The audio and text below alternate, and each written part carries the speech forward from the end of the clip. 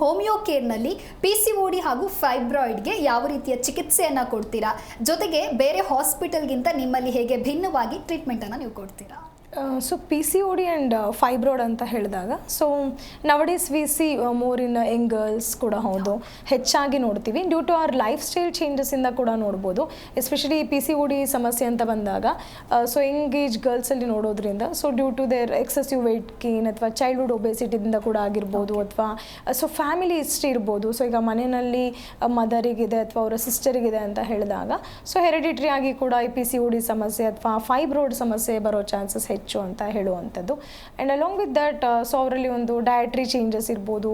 So more consumption of sugary food items ಇರ್ಬೋದು, ಮೈದಾ starch based food ಇರ್ಬೋದು, and excessive carbohydrate consumption ಇರ್ಬೋದು. ಅತಿಯಾದ ತೂಕದಿಂದ ಅವರಿಗೆ ಒಂದು ಹಾರ್ಮೋನಲ್ ವ್ಯತ್ಯಾಸ ಆಗುತ್ತೆ.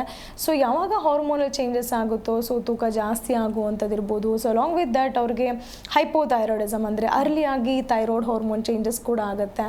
And it can lead to prediabetic conditions. So young ಗರ್ಲ್ಸಲ್ಲಿ ನಾವು 20+ ಏಜ್ ಗ್ರೂಪಲ್ಲಿ ಕೂಡ ಸೊ ಅವರ HbA1c ವೇರಿ ಆಗಿರೋದನ್ನ ನೋಡ್ಬೋದು. ಸೊ ಇನ್ಸುಲಿನ್ ರೆಸಿಸ್ಟೆನ್ಸ್ ಆಗ್ತಾ ಬರುತ್ತೆ. ಸೊ ಅರ್ಲಿ ಅವರು ಡಯಾಬಿಟಿಕ್ಗೆ ಹೋಗ್ಬೋದು as a complications. And along with that so main ಆಗಿ PCOD ಆ್ಯಂಡ್ ಫೈಬ್ರಾಯ್ಡ್ ಇಂತ ಆಗುವಂಥ ಕಾಂಪ್ಲಿಕೇಶನ್ಸ್ ಅಂತ ಹೇಳಿದಾಗ ಇನ್ಫರ್ಟಿಲಿಟಿ ಅಂತ ಹೇಳ್ತೀವಿ. ಅಂದರೆ so it can lead to ಅಂದರೆ ಬಂಜೆತನಕ್ಕೆ ಎಡೆ ಮಾಡಿಕೊಡುತ್ತೆ. ಸೊ ಹೆಚ್ಚಾಗಿ ಕೆಲವ್ರಿಗೆ PCOD ಇದೆ ಅಥವಾ ಫೈಬ್ರಾಯ್ಡ್ ಇದೆ ಅಂತ ಗೊತ್ತಿರೋದಿಲ್ಲ. ಸೊ ಆಫ್ಟರ್ ಮ್ಯಾರೇಜ್ ಅವರು ಕನ್ಸೀವ್ ಆಗ್ತಿಲ್ಲ. ಸೊ ಆಗ ಕಾರಣ ಏನು ಅಂತ ನೋಡಿದಾಗ so USG abdomen and pelvis scan ಮಾಡಿಸಿ ನೋಡುವಂಥದ್ದಿರ್ಬೋದು, ಅಥವಾ ಸೊ ಕೆಲವು ರಕ್ತ ಪರೀಕ್ಷೆ ಮಾಡಿಸುವಂಥದ್ದಿರ್ಬೋದು.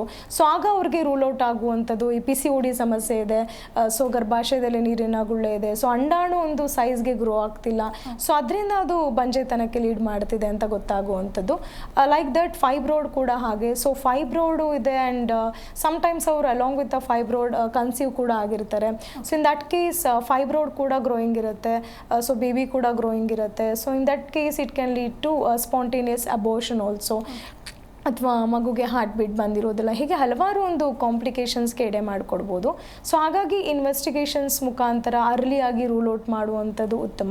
ಸೊ ಯಾವಾಗ ಅವ್ರಿಗೆ ಇರ್ರೆಗ್ಯುಲರ್ ಸೈಕಲ್ಸ್ ಆಗ್ತಿದೆ, ಲೈಕ್ 3 ಮಂತ್ಸ್ ಒಂದ್ಸರಿ 6 ಮಂತ್ಸ್ ಒಂದ್ಸರಿ ಈ ಥರ ಸೈಕಲ್ ಆಗ್ತಿದೆ ಅಂತ ಹೇಳಿದಾಗ ಸೊ ಮೊದಲು ಅವರು ಸ್ಕ್ಯಾನಿಂಗ್ ಮಾಡಿಸ್ಕೊಡುವಂಥದ್ದು ಇರ್ಬೋದು. ಆ್ಯಂಡ್ ಥೈರಾಯ್ಡ್ ಟೆಸ್ಟ್ ಇರ್ಬೋದು, ಅಥವಾ follicle stimulating hormone, luteinizing hormone ಇರ್ಬೋದು.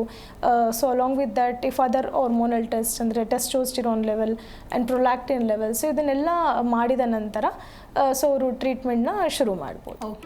ಜಿ ಕನ್ನಡ ನ್ಯೂಸ್ ಈಗ ನಿಮ್ಮ ಮನೆಯಲ್ಲೇ ನೋಡಿ. ಎಲ್ಲ ಕೇಬಲ್ಗಳಲ್ಲಿ ಈಗ ಲಭ್ಯ.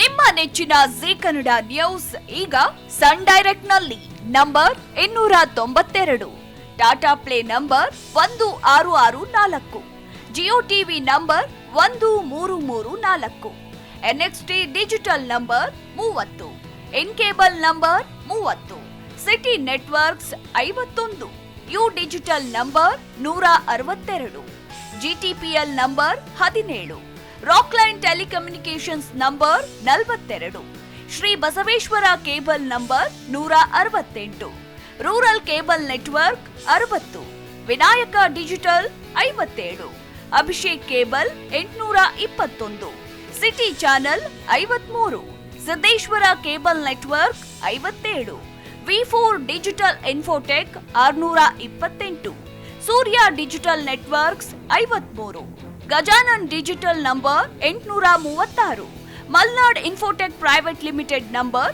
56, Metrocast number 830, Victory Digital number 167ರಲ್ಲಿ ನೋಡಿ ಆನಂದಿಸಿ.